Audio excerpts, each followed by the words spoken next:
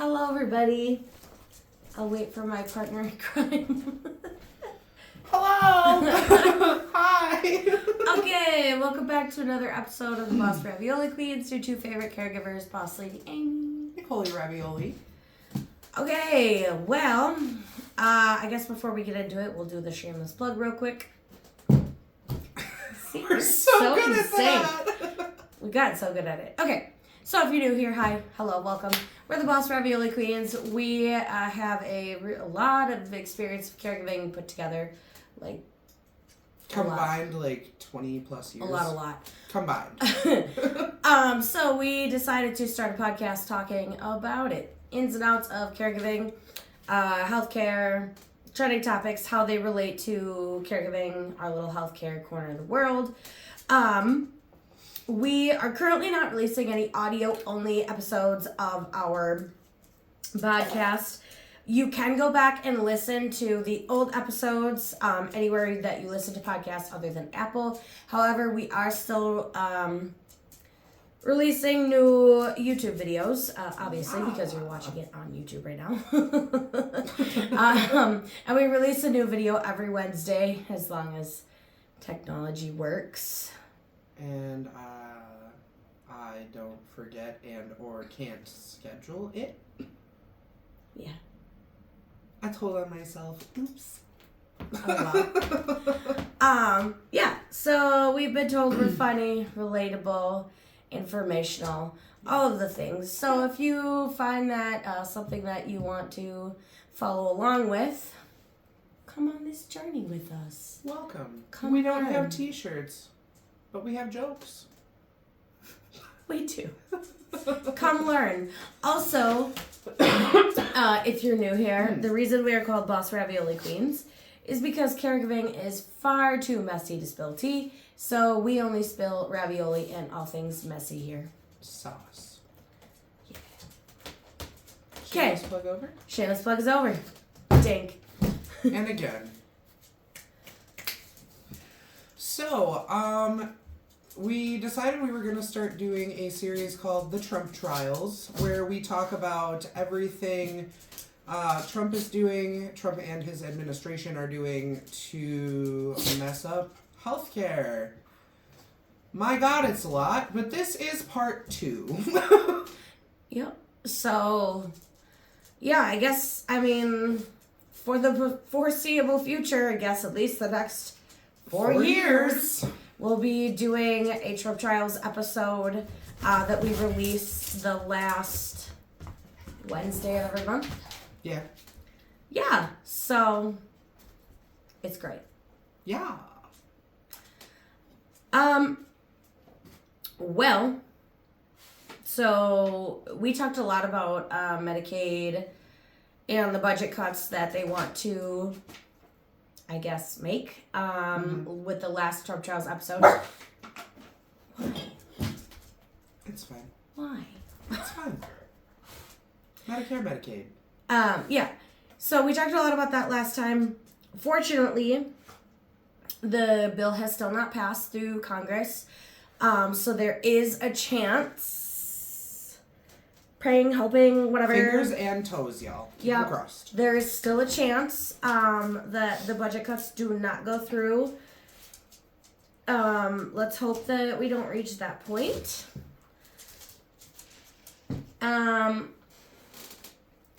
If we do, it's gonna be real bad. a poop show. Real bad. Especially for the people that we take care of. And originally when we started the podcast, it was to advocate for caregivers, but here we are again, advocating for our residents because we literally have to. Correct. Because we care.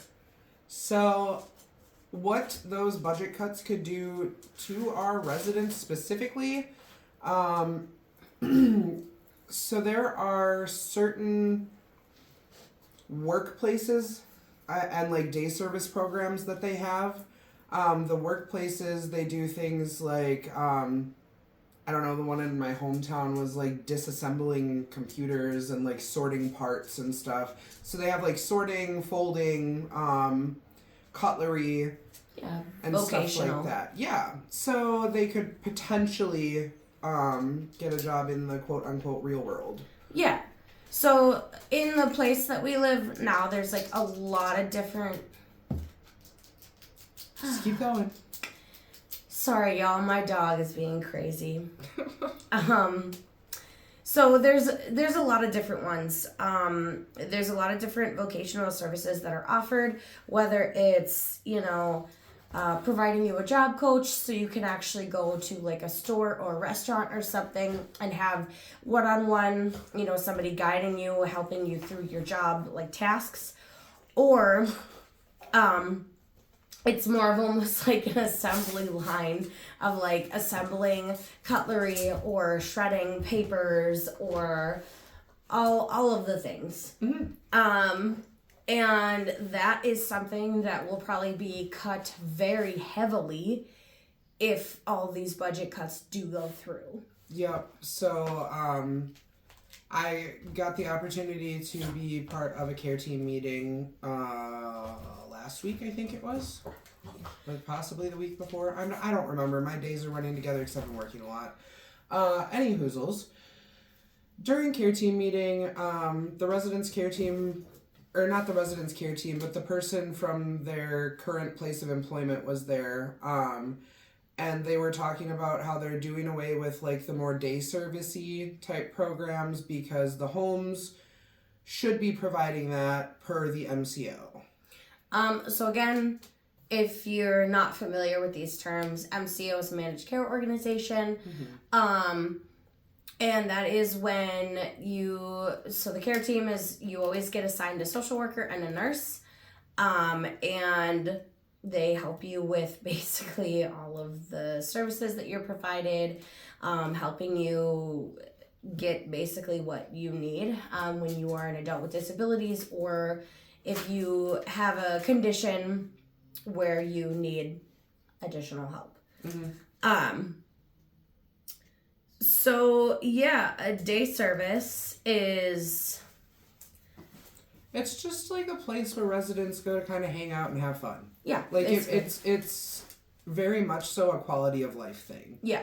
So the company that we work for, most of the homes are single staff, which means that if you have like 6 residents and 4 of them are in a wheelchair, you're not going on an outing with all of the residents because the vans only have so much room for wheelchairs.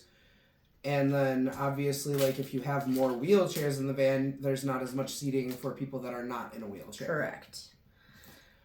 Yeah.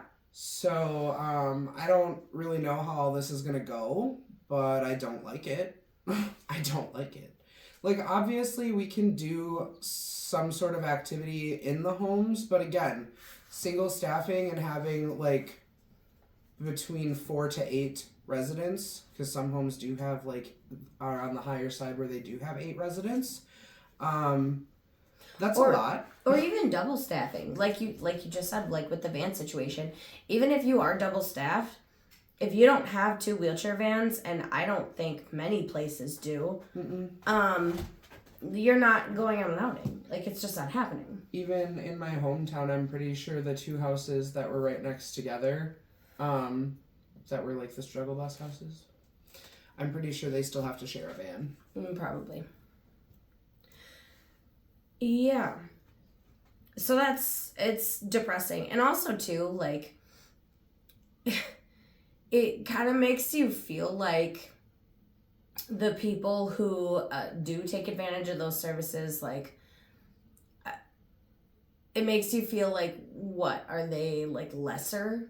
Because, like, what, they don't, like, you're taking away these services, or is that your way of saying, like, oh, they don't need them, like, what, they don't deserve them? They don't deserve a good quality of life. Right, exactly. Like, oh, this person doesn't have to work. They don't need a job. Okay, but they want to work. Mm-hmm. Like, that's not fair of you, some politician, to decide.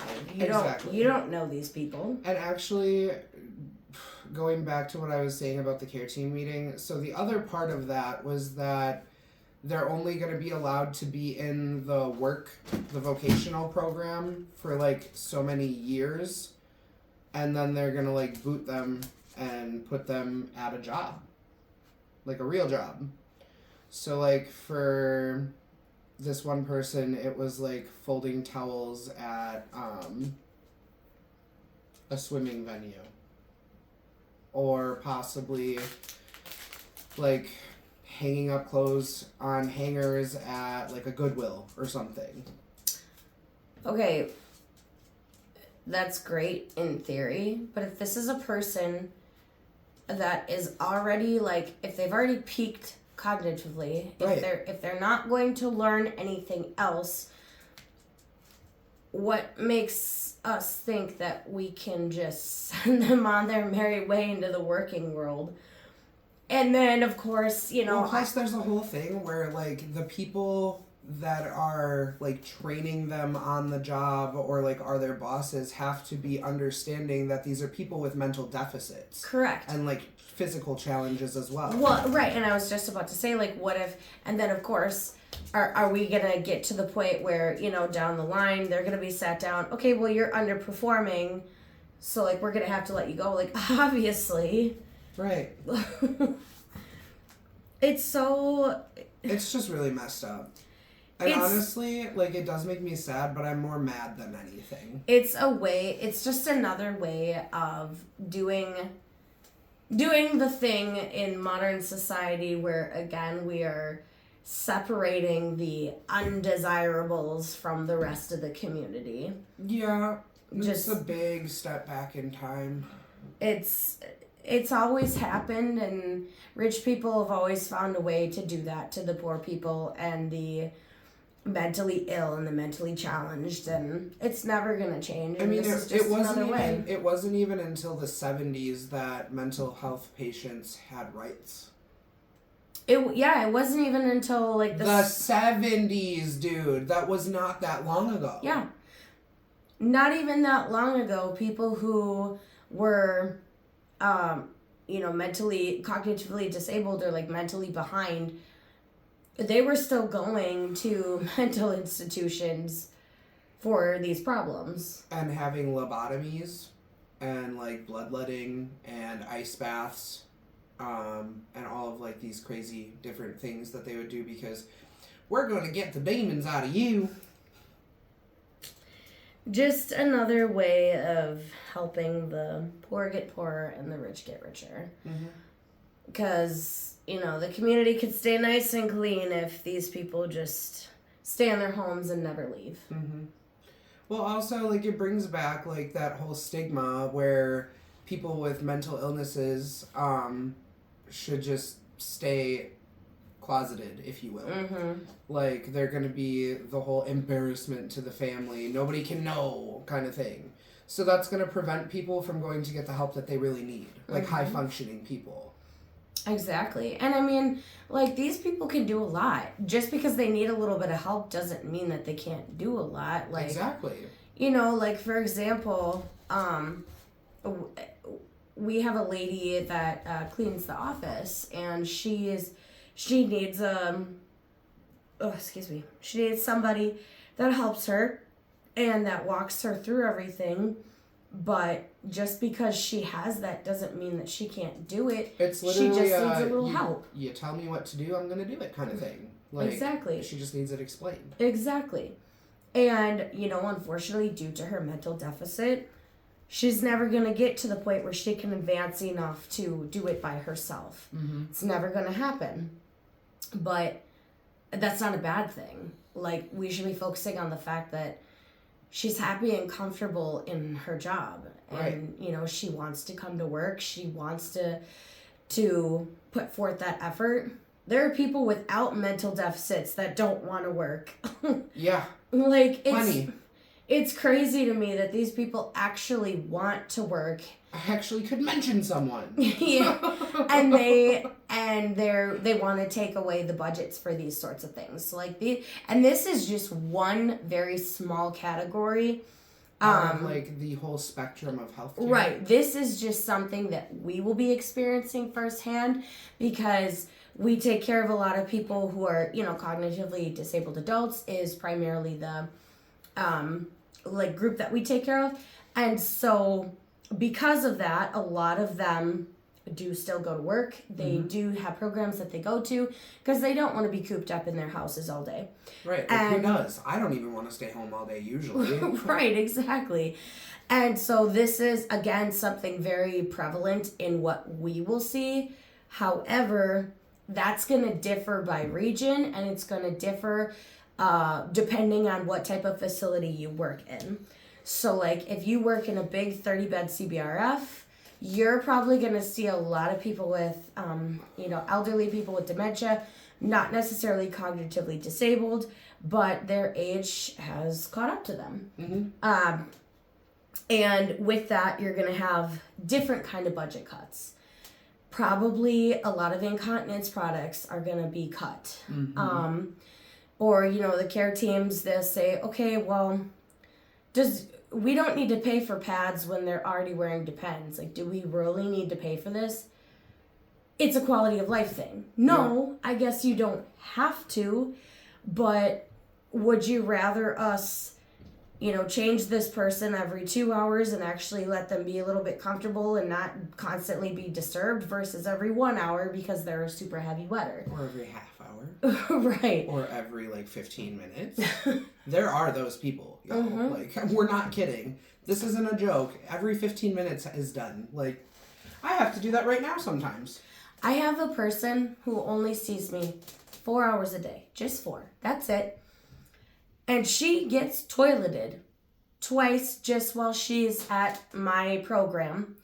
Just twice.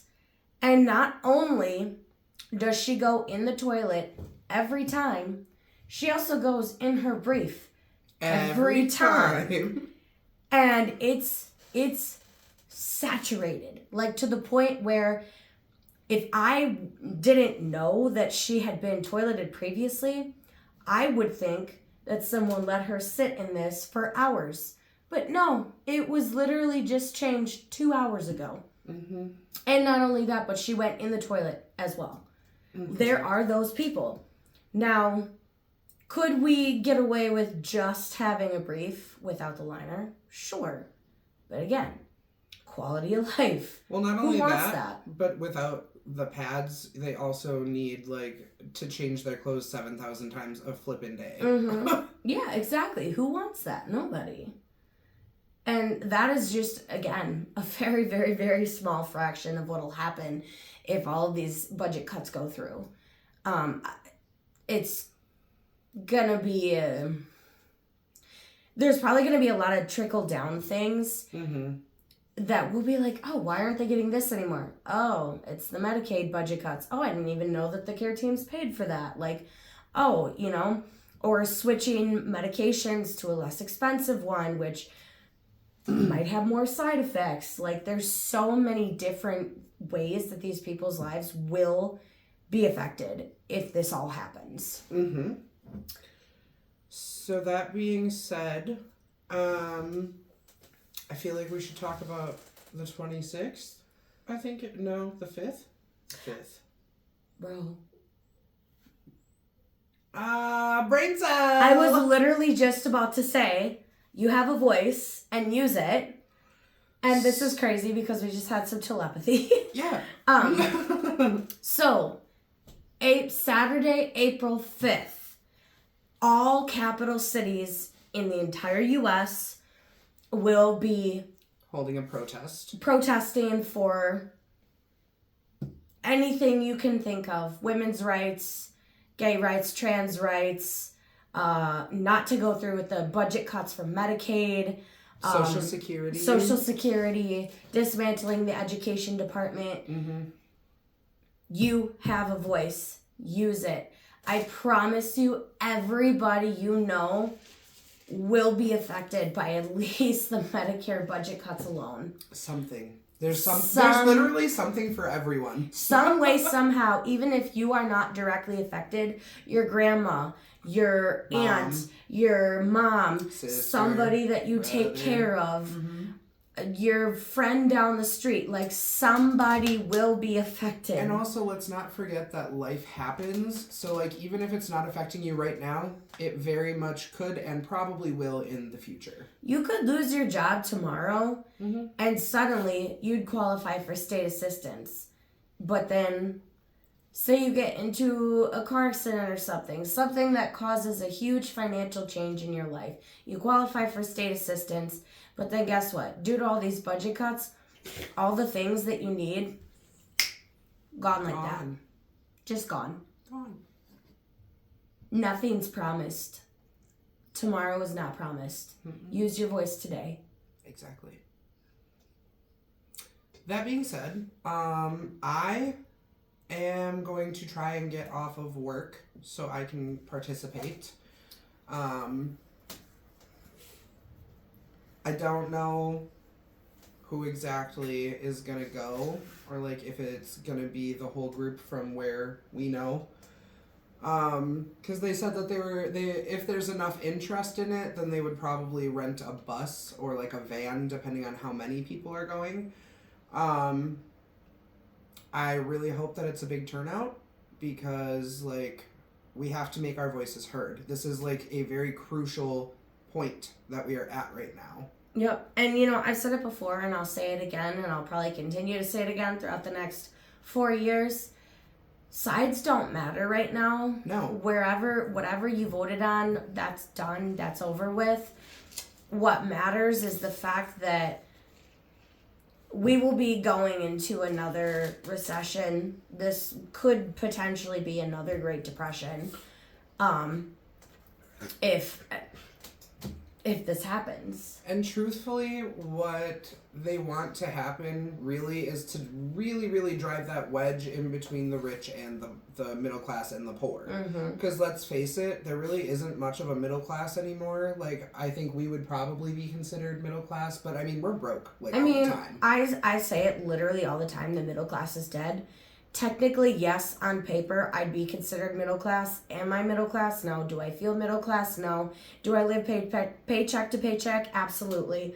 Yeah. Can I afford the things I want? Sometimes. Can I afford the things I need? Most of the time.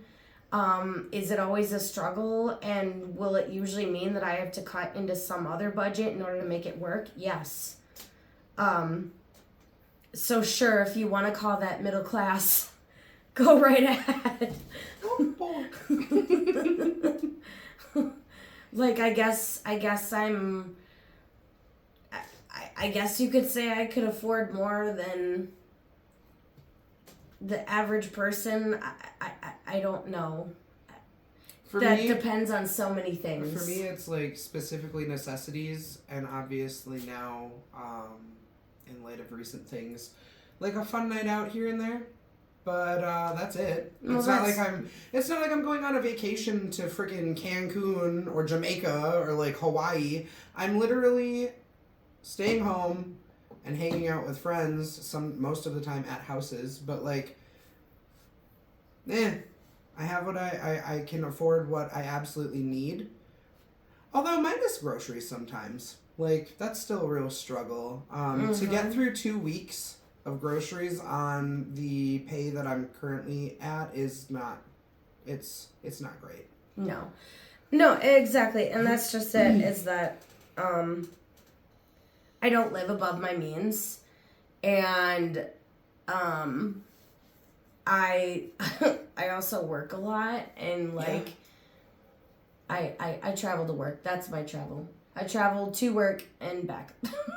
I think I was talking to my lead the other day, and he said that I had like a crazy amount of hours last pay period, which I mean makes sense with the paycheck that I got because my insurance hasn't started coming out yet.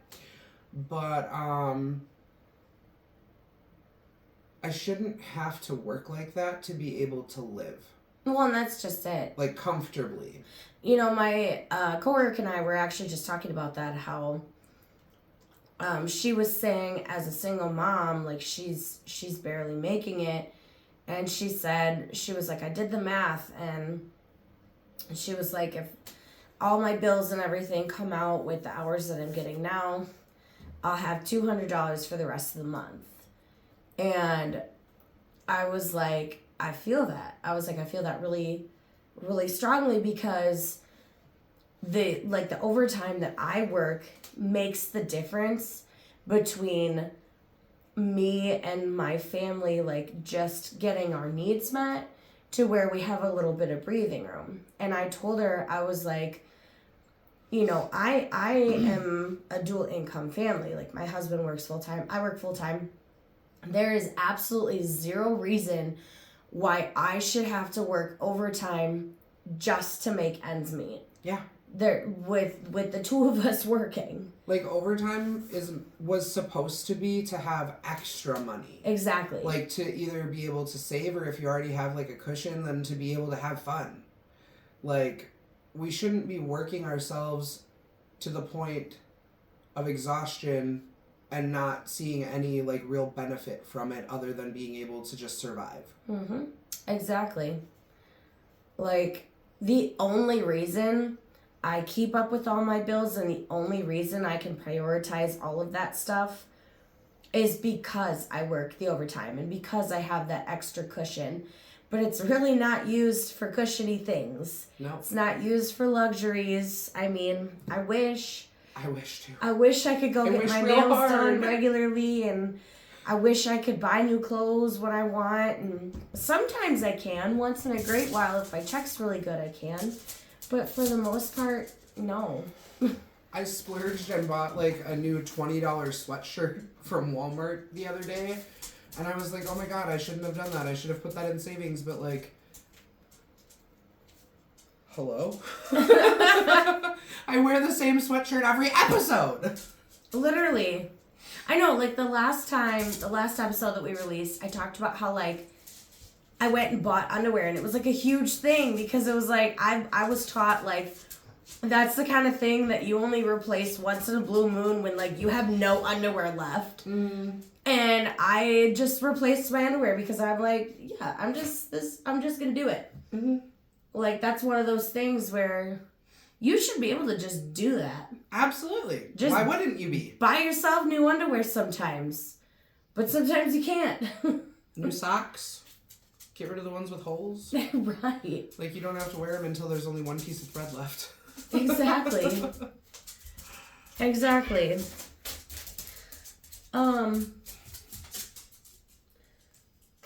They're being stupid somewhere else.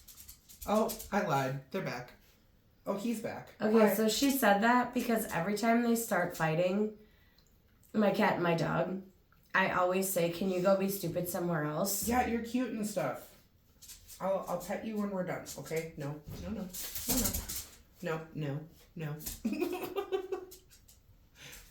I must feel like this episode alone has to be a two-parter because there's so much that could be said just about Medicaid. I know.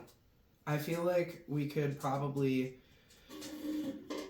transfer the rest of what needs to be said into the next episode on top of doing the next episode. Mm-hmm.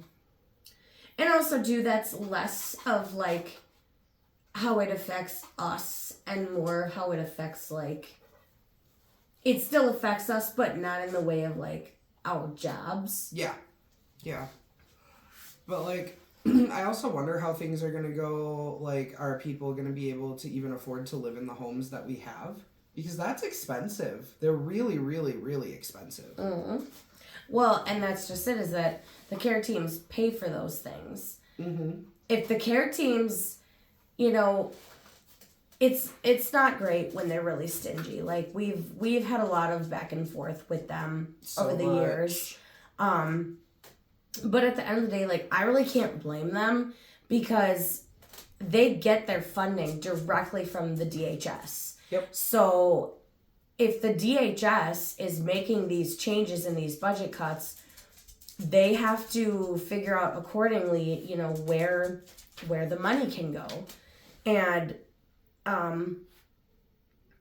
it's really unfortunate, but not all of the things that they pay for are necessities. Again, it's all a quality of life thing. Mm-hmm. Do you want the better place to live? Of course you do. But if there's a place that offers the same services, even if they're not as good, but it's less money, unfortunately, they will pull them out and move them there. Yep. Even if the guardian doesn't want that, at the end of the day, it's what they're given to work with. Yeah. And which sucks. It's hard. Yeah. And, some people have the luxury of, like, they have Social Security or they have disability. And so some of them have the luxury of, like, okay, the care team pays this much, and then as the rep payee, I'll, pull out the whatever balance and pay the difference so they can stay there. A lot of those members don't have that luxury. A lot of them have only what they have from the care teams, and that's it. Yeah. It's rare. I knew that was going to happen. Yep, same. It's rare. It's rare to have, like, residents who have, like, a surplus of money. It does happen. Like, we've had to spend down plenty. Why? But, Why? Because plastic. I've had a couple residents where we've had to spend down on their accounts and whatever because they're only allowed to have so much at one time. Oh, yeah, and that's another crazy part about this, is that even though they're told what they can do with their money, they can only have so much, they also are not allowed to have a surplus. Yeah. And if they do, then they'll lose their benefits. Yep. So, like, it's imperative that we spend down when we have to, but also, like, for a couple people at the house that I work at now, they had, like, a little bit of a surplus, so Hobby Lobby, because they like their crafty stuff. They came home with so much stuff, and they already have so much stuff. And it's not to say that they don't need the money, because yes, they do deserve to be able to go on outings and buy things that they want and maybe splurge and, like, go out to eat or something. But I just don't understand why we have to keep spending down. It's stupid. Well, and it's really crazy. So, like, some of these people, I don't know how it works, because some of these people literally get, like, $800 to $900 every month in addition to what they already get from, like, disability or Social Security. And it's like, how? I don't understand how they do that math. I don't either, because there are some that get way more than others. Right. Like, there are some who are struggling, like, we can barely afford to get them the snacks that they want. And then other people, we can buy them the flippin' world. Right, exactly. And it's like they never worked in their life. They have no current income. Their families aren't helping them at all. Nope. They're struggling so hard. Yep. And it's like, how does that make sense? And then you have another member who's in the same boat, never worked, has zero income. Their family doesn't help them at all financially, and yet they have a surplus of money. An abundance. And you're like, where? Why? How? Like that one guy in my hometown when you were my boss. Power wheelchair? Mm-hmm. Mm-hmm. $2,000. Had $2,000. There was one member I took care of where it would literally take me all month just to figure out what to buy her, because, again, these people can only have $250 at one time. Yep. And then if they have more than that, they will lose their benefits from the state.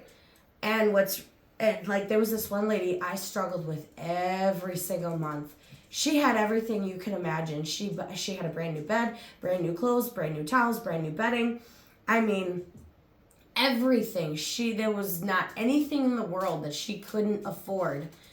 And I would literally, like, figure out by the end of the month what to finally get her. And then before I knew it, her new check would come in. Yep. And then she'd get another $800. Yep. And then it's like, I gotta spend this fast, otherwise she's gonna lose her benefits. Like, I can't.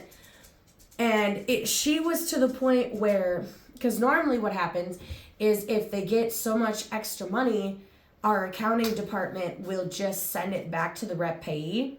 But she had so much extra money put away in savings that the rep payee would be like, no, I'm going to send this back to you. You have to spend it. If she puts a dime more in her savings account, she'll be losing her benefits. Mm-hmm. And this woman already had, like, probably $30,000 tucked away for a funeral.